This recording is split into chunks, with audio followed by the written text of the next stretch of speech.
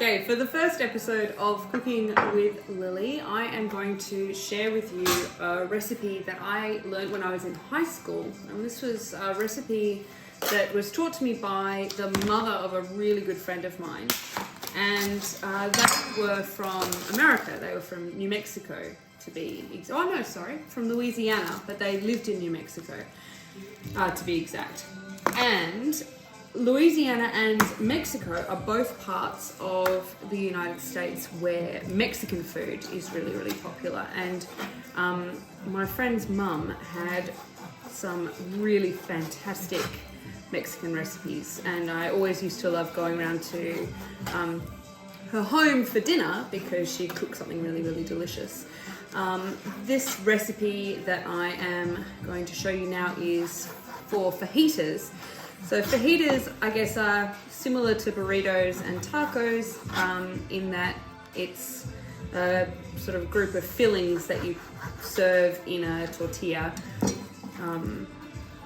And fajitas are, look, I don't know, I'm probably not accurate here, and I haven't done any research about the history of fajitas before starting this video, but my understanding is fajitas are often served with chicken, and that's what I'm making now. But the main thing that separates fajitas from other dishes like tacos or burritos is the vegetables that are used. So the fajita will contain cooked capsicum and cooked onion, or cooked red onion or Spanish onion.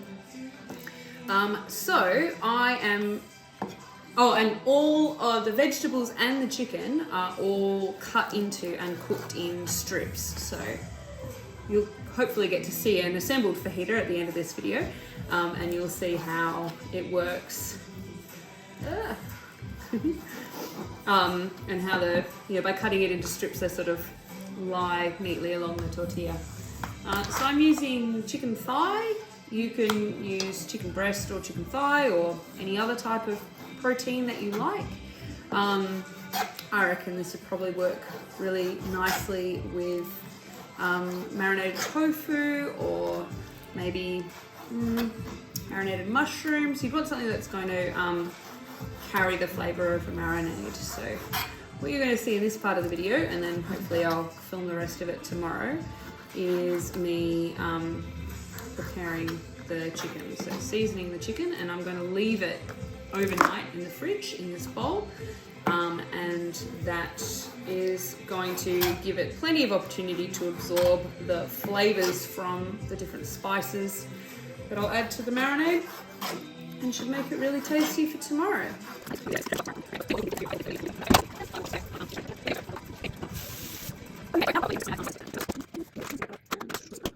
So this recipe is not exact. It's really up to you how much spice you prefer. You can probably tell by the size of the spoon that I've picked out here that I like to include quite a lot of spice in my marinade. So that first one's ground coriander, which is, I think, is the same plant as the herb coriander, but it's the seeds that get dried and ground up. This is cinnamon powder. Cinnamon has a really strong flavor. So, well, actually all of these spices have a strong flavor, but I find cinnamon to kind of, if I add too much, it sort of overpowers the other spices in this dish. So I've just added a little tiny bit. Cumin. Yeah, cumin is also ground up seeds, dried and ground up seeds. Some dried oregano. A fair amount of that. Some hot chili powder. Now this stuff is really spicy. The chili powder that they have in America is less spicy than this, so I use quite a small amount of the chili compared to the other spices because it's easier to add more heat by putting more hot sauce on the fajita than it is to try and remove heat. That's a bit of garlic powder, and probably a little bit more than I would otherwise have used, but there you go. And some smoked paprika. which is really delicious, and like the chili powder will give it a nice red flavor. Then to help the spices stick to the chicken, I'm going to add some olive oil. And this will also mean that I won't add oil to the pan when I cook it. And some lemon juice.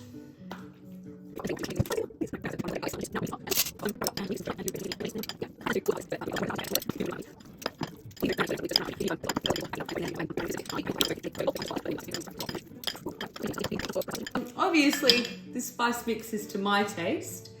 I do recommend the flavors that I've used, but you don't have to use anything like as much as I've used, and you can leave out the hot chili powder altogether and put in some more of the smoked paprika, which isn't hot, isn't spicy, if you aren't as big a fan of spicy food.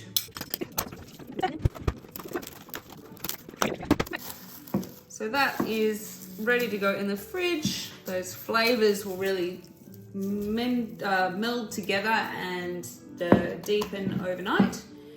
And yeah, I guess you'll see me tomorrow doing the next part of the meal.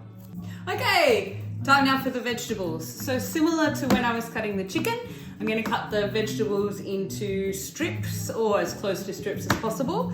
Like I mentioned, the traditional vegetables in a fajita, I think, still haven't done any research. Anyway, I think are capsicum and red onion, but I also like to add some zucchini. I like to pop some zucchini in whenever I can. Now, this is my favorite way of cooking, not favorite way. This is the method I usually use when I'm cutting up a capsicum. So I cut really close to the top, like that. And that allows me to, you can see there, reach my fingers in there, and I can pull out the seeds there. Okay, then I usually will just reach in and pull out some of the membranes with my fingers. And then you can see here, there's quite a lot of seeds inside. So to get rid of them, I take it over to the bin, which you can't see, and I give it a smack like that. You can see here, it does send all of the seeds out. We're gonna have to sweep the floor anyway because we've got another home open tomorrow. So if a few make it onto the floor, for the purpose of this lesson, demonstration, cooking tutorial, whatever we call this, that's okay. Then I do the same at the end, so cutting off the end. And then I find the ridges in the capsicum, and I cut along those ridges like this. There's another one there. And I find that gives sort of the flat-ish pieces of capsicum. And then I can slice them easily into strips.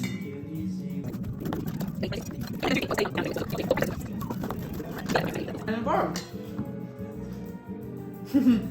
Oh, the zucchini, I'll just cut it into strips.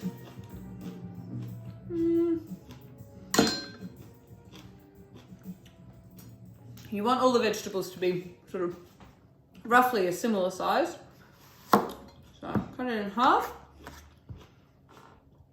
and then each half again, and then each of these I sort of try and cut wedges out of them. So I wonder if you can see what I'm doing here.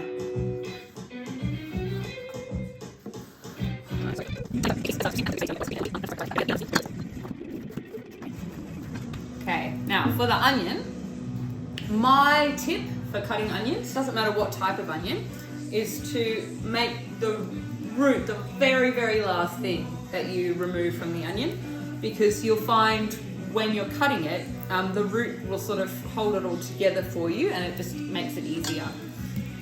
So taking the top off there.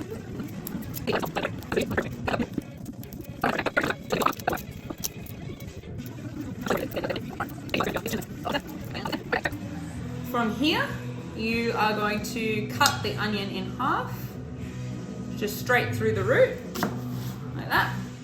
Okay, and then what I'm going to do is cut this into wedges, and I'm going to take the tip of my knife and make sure that the tip of the knife goes really close to the root there, but doesn't actually cut through. So it should still be attached after you've cut. So again, it's all cut up, but it's held together by the root, and then you just chop the root off and you've got the wedges that you need.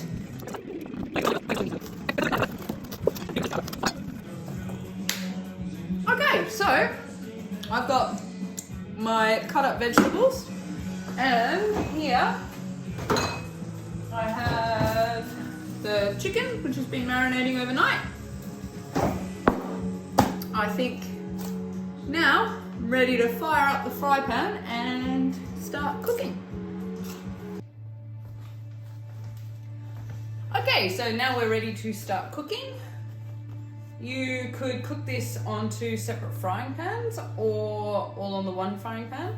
I'm going to cook it in the one frying pan because it saves me having to do dishes, but I am going to pop this apron on when I can get it untied because particularly the chicken can be a bit spitty when you fry it. Okay, so just a regular frying pan, and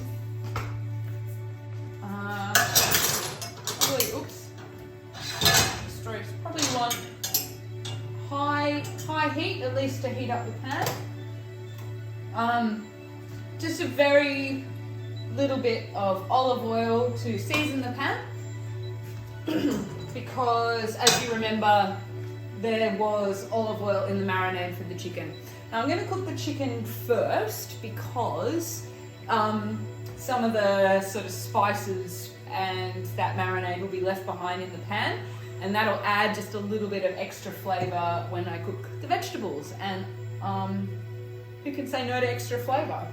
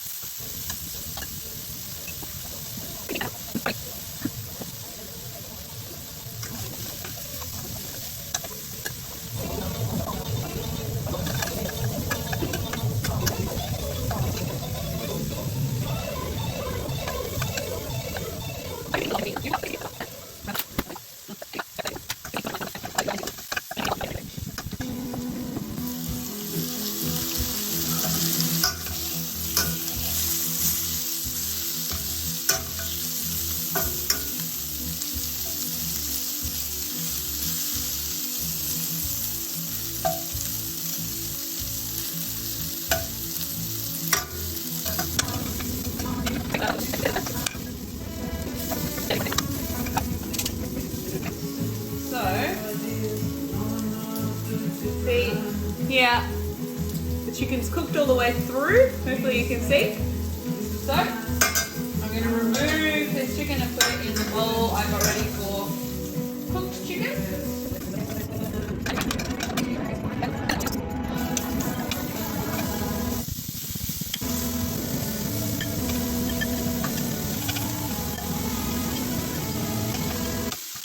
Second batch of chicken cooking.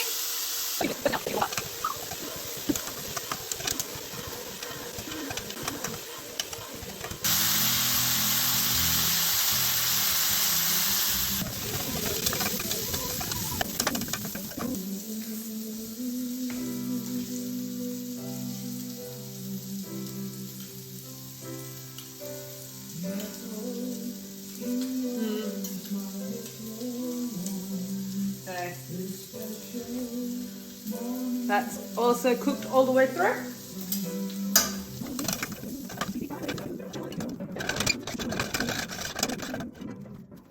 So, there's no oil on the vegetables, and the pan has a bit of a crust on it. So it's really important at this point that you add more oil to the pan.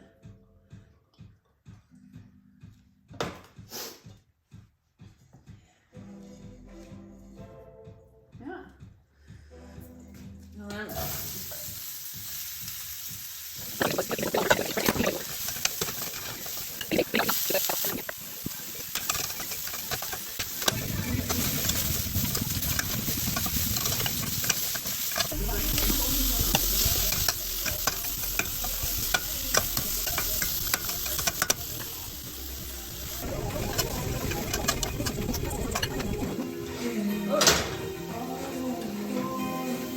Okay, so all of the vegetables are soft.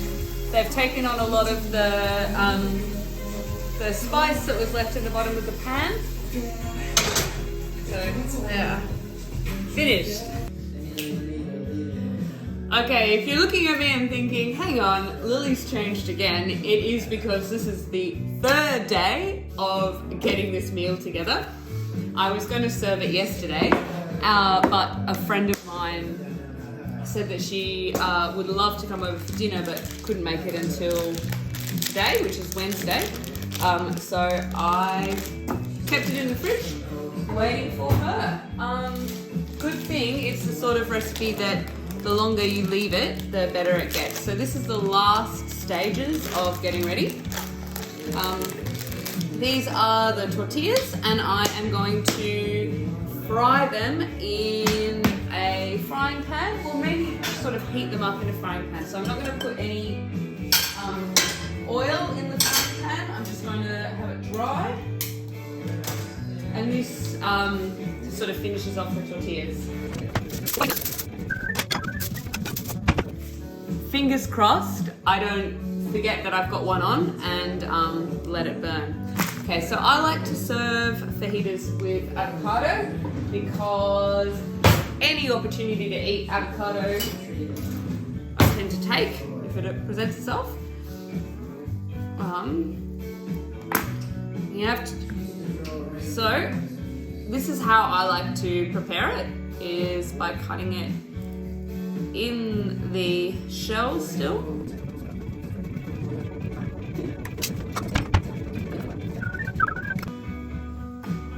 You have to be really, really careful removing the pit from an avocado.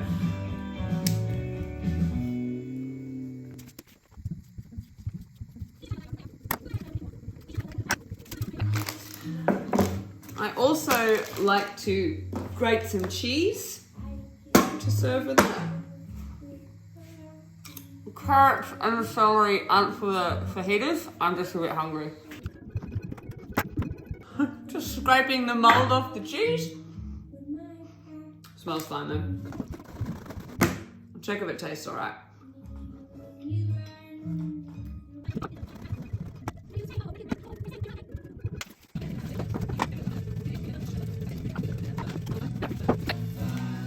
Just gonna shred some lettuce.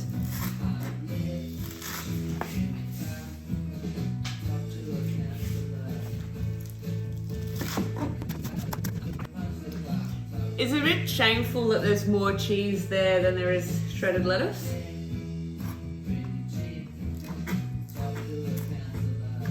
Nah.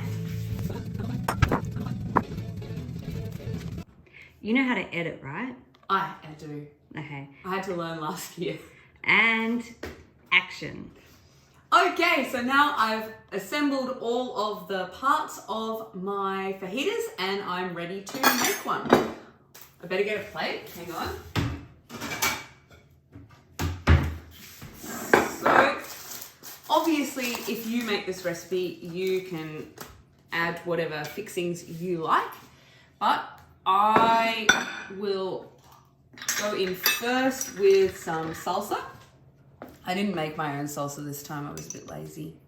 I made everything else though. Salsa, on top of the salsa, a sprinkling of cheese, some of the chicken, some of the strips of veggies, and this is what I meant when I said earlier, you need to cut the vegetables into strips so they lay along the tortilla. Okay. A little tiny bit of lettuce and some avocado. And then even though, oh my goodness, these tortillas are a little smaller than the ones I usually use. Even though there's plenty of spice on the chicken, I'll add some hot sauce as well. And then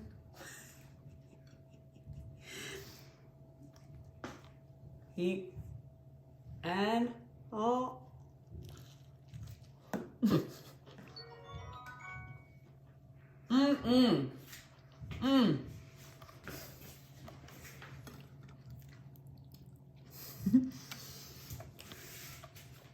Please let me know if you make this recipe. And I hope you enjoyed this ridiculously long 3-day cooking tutorial.